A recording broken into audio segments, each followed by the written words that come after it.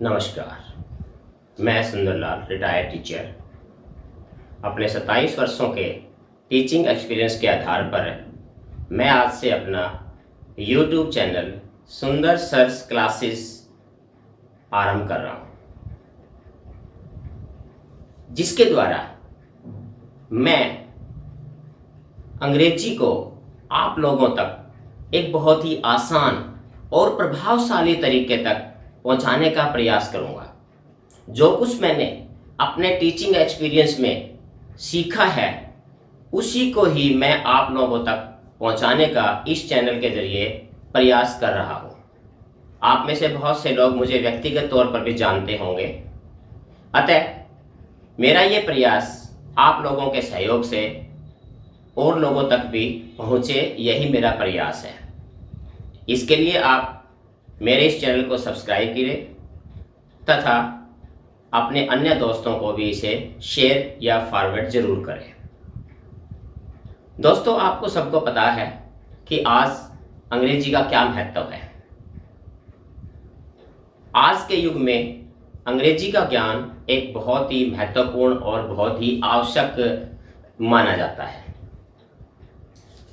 एक छोटे से छोटा कॉम्पिटिटिव एग्जाम भी अगर आपको पास करना है तो आपको अंग्रेजी का ज्ञान होना बहुत ही आवश्यक है। ये बात किसी से छिपी नहीं है। और मेरे इस चैनल के द्वारा जो मैं आपके सामने लेकर आ रहा हूं, इसके द्वारा जो टॉपिक इंग्लिश ग्रामर के जो टॉपिक मैं आपके सामने प्रस्तुत करूंगा, वो टॉपिक ना केवल कॉम्पिटिटिव एग्जाम्स के लिहाज से महत्वपूर्ण है, बल्कि जो बच्चे इस समय पढ़ रहे हैं, स्कूल में पढ़ रहे हैं, उनके लिए भी बहुत ही बेनिफिशियल है।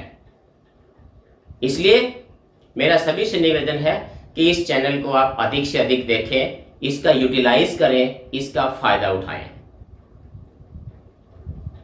तो आज मैं मां सरस्वती को नमन करता हुआ अपने पहले लेसन की तरफ बढ़ रहा हूं। और जो पहला लेसन मैंने चुना है, वो टॉपिक मैंने चुना है द आर्टिकल्स का। देखो, आर्टिकल्स आप सबको लगभग पता है, इसके बारे में सबसे आसान टॉपिक माना जाता है ये। लेकिन इसके बावजूद भी ये भी एक फैक्ट है, सच्चाई है कि हम में से बहुत से स्टूडेंट्स जो है इसमें गलतियां करते हैं, मिस्टेक्स करते हैं। और उसका कारण क्या होता है? उसका कारण ये होता है कि उन्हें आर्टिकल्स के बारे में बेसिक नॉलेज नहीं होती। कुछ रटे रटाए घिसे पिटे नियम होते हैं जिनको बच्चे क्रैम करते हैं और उन्हीं के आधार पर इसको यूज करने का प्रयास करते हैं, जिसमें अक्सर मिस्टेक्स होती है। आज मैं आपको आर्टिकल्स जो है बहुत ही आसान तरीके से और बहुत ही इजी वे से मैं आपको बताऊंगा। अगर थोड़ा सा भी आप ध्यान देंगे तो आप कभी इसमें मिस्टेक नहीं कर पाएंगे। मेरा ये आर्टिकल का चैप्टर 2 लेसन में होगा, इसलिए पहला जो भाग है आर्टिकल पार्ट 1 के नाम से, इस लेसन में मैं केवल उसी के बारे में चर्चा करूंगा। और वो आर्टिकल हम करेंगे इसमें केवल इनडेफिनेट आर्टिकल्स के बारे में।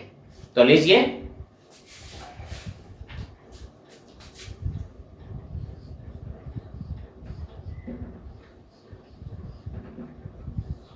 आर्टिकल्स। सबसे पहले तो यह पता होना चाहिए कि आर्टिकल्स 2 प्रकार के हमारे पास होते हैं। एक होता है इनडेफिनेट और एक होता है डेफिनेट। इनडेफिनेट जो आर्टिकल होता है उसमें आपका ए और एन माना जाता है और इसके अंदर दी। प्राइक मेहरबानी है, रिक्वेस्ट आप सबसे कि इसका उच्चारण जो है वो दा नहीं है। मैं ये कह सकता हूँ कि 80% स्टूडेंट्स इसको दा बोलते हैं, जो कि बिल्कुल ही रॉन्ग प्रोनाउंसिएशन है इसकी जो करेक्ट प्रोनाउंसिएशन है वो या तो इसको दे बोलिए या इसको दी बोलिए। दा इसका प्रोनाउंसिएशन जो है टोटली रॉन्ग है।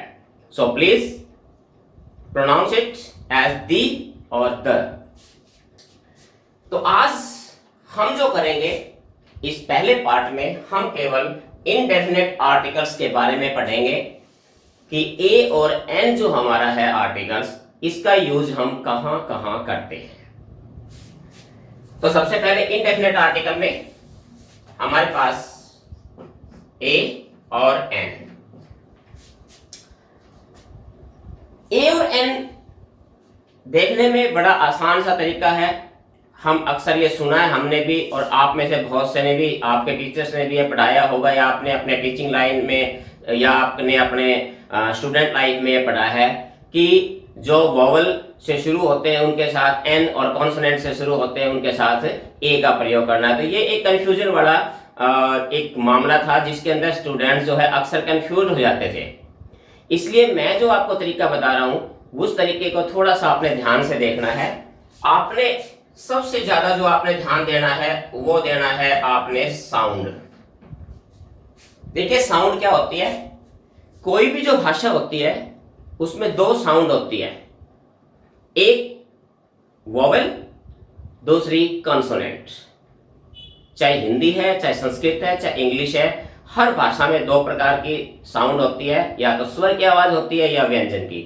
कोई भी वर्ड या तो वो वोवेल साउंड से शुरू होता है या फिर वो कॉन्सोनेंट साउंड से शुरू होता है। इसीलिए मैं जो बता रहा हूं आपको वो मैंने आपको साउंड लिया है। साउंड हमारे पास दो प्रकार की होती है, एक होती है आपकी वोवेल और एक होती है कॉन्सोनेंट। वोवेल जिसको आप हिंदी में स्वर और व्यंजन। सिंपल तरीका, जो वर्ड वोवेल साउंड से शुरू होते हैं उनके साथ आपने एन लगाना है, जो वर्ड आपका कॉन्सोनेंट साउंड से शुरू होते हैं उनके साथ आप उनसे पहले आपने ए का प्रयोग करना है। बिल्कुल आसान तरीका, केवल आवाज पे ध्यान देना है। हर वर्ड को आपने प्रोनाउंस करके देखना है, उच्चारण करके देखना है, बोल के देखना है कि कोई भी जो शब्द है, कोई भी जो वर्ड है वो किस ध्वनि से शुरू हो रहा है। क्या उसके शुरुआत में स्वर की ध्वनि आ रही है या फिर व्यंजन की ध्वनि है, वोवेल साउंड और कॉन्सोनेंट साउंड। जो हमने विशेष जोर देना है वो किस पे देना है, साउंड पे। एक बात और, जो अक्सर ये बताया जाता है इसमें ए, आई, ई, ओ, यू, तो प्लीज मेरी आपसे रिक्वेस्ट है कि इसको आपने कोई ध्यान नहीं देना इसकी तरफ, क्योंकि मैं खुद के अनुभव से मैंने ये जाना है कि आर्टिकल के यूज में इनका कोई भी योगदान नहीं है। क्योंकि अगर हम इसके आधार पे चलते हैं तो बहुत सी एक्सेप्शंस होती हैं जिनकी वजह से बच्चे कंफ्यूज्ड हो जाते हैं। इसलिए इसको आप भूल जाइए, केवल आपने जो ध्यान देना है वो केवल इसको देना है, साउंड को, आवाज को। अब हम साउंड कैसे निकालते हैं, कैसे पता लगेगा, कैसे इस साउंड को हम देखेंगे, मैं आपके सामने एग्जाम्पल, कुछ एक वर्ड्स के एग्जाम्पल रख रहा हूं। जैसे teacher, chair, orange, Oval, honest,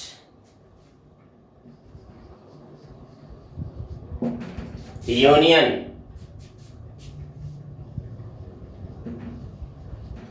onion, one,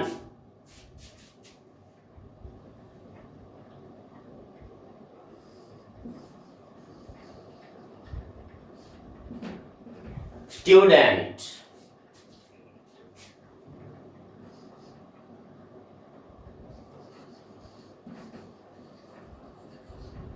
European,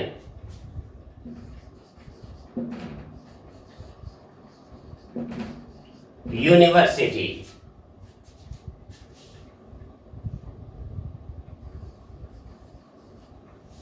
egg। ये कुछ एक वर्ड्स मैंने लिखे हैं। अब हमने इनमें क्या देखना है, पहले हम इनका देखते हैं प्रोनाउंसिएशन, कि किसी हर वर्ड, जो ये वर्ड लिखे हैं इन वर्ड में किस आवाज से शुरू हो रहे हैं। अब एग्जांपल का तो फर्स्ट वर्ड हमारा क्या है, ये टीचर। टीचर मींस ट ध्वनि से शुरू हो रहा है, ये ट की ध्वनि इसमें आ रही है, ट। इसी प्रकार से ऑरेंज, ऑरेंज, ऑ की ध्वनि इसमें आ रही है, ये। स्टूडेंट, स्टूडेंट, स से शुरू हो रहा है इसमें, ये इसमें स्वर की ध्वनि से शुरू हो रहा है ये वर्ड चेयर, चेयर च, ये च ध्वनि से शुरू हो रहा है। और ओ से शुरू हो रहा है। यूरोपियन, यूरोपियन य, यानी ये की आवाज से शुरू हो रहा है। ऑनेस्ट, ऑनेस्ट एच इसमें साइलेंट होता है। ऑनेस्ट। यूनियन, यूनियन ये भी य की आवाज आ रही है। इसी प्रकार से यूनिवर्सिटी, यू, ये भी यू, यूनिवर्सिटी। इसी प्रकार से आगे अनियन, अनियन जिसको अक्सर आपने ऑनियन सुना होगा। अनियन ओ की आवाज आ रही है इसमें। वन, अब इसको देखिए वन, व की साउंड आ रही है। एग, ए की आवाज आ रही है। अब हमने इन वर्ड्स को देख लिया कि हर वर्ड जो है वो किस साउंड से शुरू हो रहा है। अब देखिए यहां पर हमारे पास ट है, ये टीचर ट से शुरू होता है। क्या है, स्वर है या व्यंजन है? हिंदी में याद कर सकते हैं आप आसान रखने के लिए इसका। तो व्यंजन ध्वनि है, कॉन्सोनेंट साउंड है, इसके साथ हम लगा देंगे ए। इसी प्रकार से ऑरेंज, ओ क्या है, वो एक स्वर है, वोवेल है, तो यहां क्या लगाएंगे हम, एन। स्टूडेंट में स जो है व्यंजन है, तो यहां पर भी क्या लगाएंगे हम, ए। चेयर, च भी हमारे पास क्या है, व्यंजन ध्वनि है, तो हम लगाएंगे ए। ओ आ गया, ओवेल में ओ क्या है, वोवेल साउंड है, तो यहां लगाएंगे हम एन। यूरोपियन में देखिए, यहां मैंने आपको जो ये कांटा मरवाया था, ये लगाया था, वो इसीलिए कहा था आपको शुरू में, क्योंकि ऐसे वर्ड्स आते हैं जहां कंफ्यूजन होता है, या तो इन वर्ड्स को रटने मारे जाए, तो ये इसका बेटर है कि आप इसको भूल जाइए। तो हमने तरीका क्या रखना है इसको, कि इसकी शुरुआत किससे हो रही है। शुरुआत के अंदर इसके ये नहीं देखना, शुरुआत में देखना है कि यह की आवाज आ रही है, यह एक कॉन्सोनेंट है, तो यहां क्या आ जाएगा इसमें, ए, यूरोपियन। इसी प्रकार से इसको देखिए, हालांकि ये एच अगर हम अल्फाबेट पे ले तो एच को कॉन्सोनेंट माना जाता है, लेकिन साउंड अगर हम देखें तो किस वर्ड को बनाने में, ऑनेस्ट, ऑनेस्टी, ऑनरेरियम, ऑनरेबल, ऐसे बहुत से वर्ड्स होते हैं हमारे जो एच से शुरू होते हैं। इसके बावजूद भी इसमें एच साइलेंट होता है, और ये सारे के सारे जो वर्ड्स मैंने बताए ये एक वोवेल साउंड से शुरू होते हैं, इसलिए यहां पर भी क्या आ जाएगा, एन। अब ये एक वर्ड आ गया यूनियन, तो ये हालांकि यू से शुरू हो रहा है, लेकिन आवाज किसकी आ रही है, य की, तो आ यूनियन। इसी प्रकार से ये यूनिवर्सिटी भी यही है, तो यहां पर भी क्या आ जाएगा आपका ए। अब इसमें देखिए यहां अनियन, अनियन अ की आवाज आ रही है, तो यहां क्या आ जाएगा इसमें, एन, अनियन। अब यहां देखिए, ये फिर आपका अगर देखें तो उसी तरीके से ओ अपने आप में एक वोवेल मानते हैं, लेकिन एक्चुअल में अगर इसका हम उच्चारण देखें तो वो की आवाज दे रहा है यहां पर ये, तो यहां क्या आ जाएगा, a one, a 1 rupee note, a one eyed man, etcetera like this. इसी प्रकार से एक वोवेल है, तो क्या आ जाएगा यहां पर, एन आ जाएगा। तो इस प्रकार से आपने देखा, एक बेहद आसान तरीका है आपको ए और एन का अंतर ज्ञात करने के लिए, कि कहां आपने ए लगाना है, कहां आपने एन लगाना है। इसका एकमात्र तरीका आपको देखना है, साउंड को देखना है, आवाज देखनी है कि कोई भी जो वर्ड है वो किससे शुरू हो रहा है, या कि वो वोवेल साउंड से, या फिर वो कॉन्सोनेंट साउंड से, स्वर की ध्वनि से, या व्यंजन की ध्वनि से। बिल्कुल आसान तरीका है। हमने ये नहीं देखना कि किस लेटर से शुरू हो रहा है, हमने ये नहीं देखना, हमने देखना है आवाज को। किसी भी वर्ड को आप प्रोनाउंस करके देखोगे, उसका उच्चारण करके देखोगे, उच्चारण अगर स्वर से है तो एन, व्यंजन से है तो ए लगाएंगे। एक बिल्कुल ही आसान तरीका इसका ये है हमारे पास। अब इसके बाद ये तो हमने देख लिया कि हमने इसका प्रयोग कहां करना है, कैसे करना है, सॉरी। तो अब आप इसका हम देखेंगे कि जो हमारे पास हमने अभी ये जो इंडेफिनेट आर्टिकल हमने देखे थे, इनका हमने यूज कहां करना है, क्योंकि अक्सर हम मिस्टेक कर देते हैं यूज करते समय भी, इसको कहां हमने ए लगाना या एन लगाना है, कहां नहीं लगाना है। तो ये भी थोड़ा सा कंफ्यूजन सा होता है। तो थोड़ा सा मैं जहां तक मुझे नॉलेज है अपने हिसाब से मैं आपको कुछ एक ऐसे पॉइंट्स बताता हूं कि कहां हमने ए और एन का यूज करना है।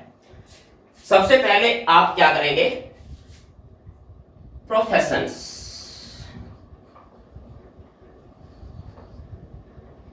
कोई भी प्रोफेशन होता है ना, व्यवसाय जिसको हम बोल सकते हैं, just like teacher,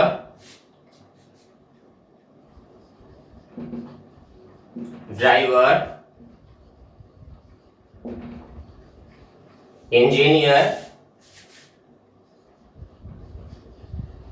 doctor etcetera. कोई भी प्रोफेशंस, कोई भी पायलट हो सकता है, कंडक्टर है, नर्स है, कोई भी प्रोफेशंस होते हैं। तो जब ये सेंटेंस में यूज करते हैं, he is a teacher, my friend is a doctor, he is an engineer, means profession के साथ हम आर्टिकल ए या एन का यूज करते हैं। तो पहला तो इसका ये है कि जब भी कोई अगर किसी सेंटेंस में प्रोफेशन का अगर जिक्र आ रहा हो तो वहां आपने उससे पहले ए या एन का प्रयोग करेंगे। इसके बाद इसका जो दूसरा यूज है वो क्या है, एक्सक्लेमेटरी सेंटेंस में।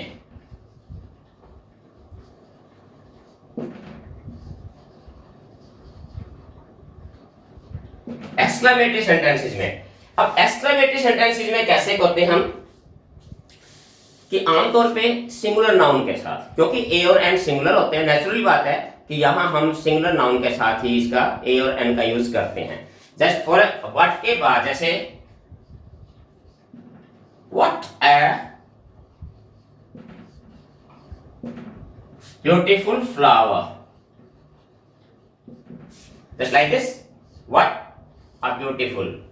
तो इसके अंदर क्या होता है कि आमतौर पे ए या एन जो लगता है वो आपका एडजेक्टिव होता है, ये एडजेक्टिव से पहले आता है, क्योंकि इसमें ये नाउन है और ब्यूटीफुल एडजेक्टिव है, तो जो आर्टिकल लगता है वो हमारा एडजेक्टिव से पहले लगेगा। तो इस प्रकार से आप एक्सक्लेमेटरी सेंटेंस के अंदर सिंगुलर नाउन के साथ भी हम आर्टिकल ए या एन का प्रयोग करते हैं। इसके अलावा जो और हम इसका यूज करते हैं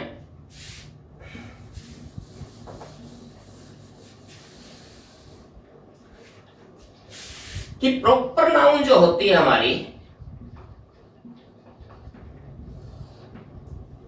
इज डिफाइंड एज कॉमन।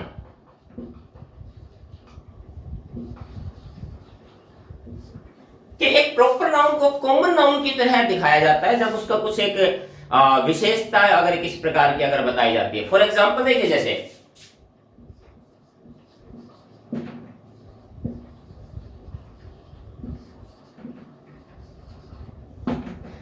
यहां देखिए, he is a Dara Singh. अब दारा सिंह प्रॉपर नाउन है, सबको पता है, व्यक्तिवाचक संज्ञा है, व्यक्ति का नाम है ये। तो यहां प्रॉपर नाउन से पहले हमने ए लगा दिया, इसका मतलब यहां पर दारा सिंह मीन्स, यहां जो दारा सिंह है वो प्रॉपर नाउन की तरह यूज नहीं हुआ है। यहां दारा सिंह जो है वो एक कॉमन नाउन की जगह यूज हुआ है। दारा सिंह का मतलब यहां पर Dara Singh means a strong person, a strong man. तो इसका मतलब ये होता है कि जब हम एक प्रॉपर नाउन को अगर हम एक कॉमन की तरह यूज करते हैं तो वहां हम प्रॉपर नाउन के साथ भी हम आर्टिकल ए या एन का यूज करते हैं। इसके अलावा कुछ एक फ्रेजेस होती हैं, फ्रेजेस के साथ, जैसे a piece of work, a piece of work इसी प्रकार से, जैसे या मेक ए नॉइस,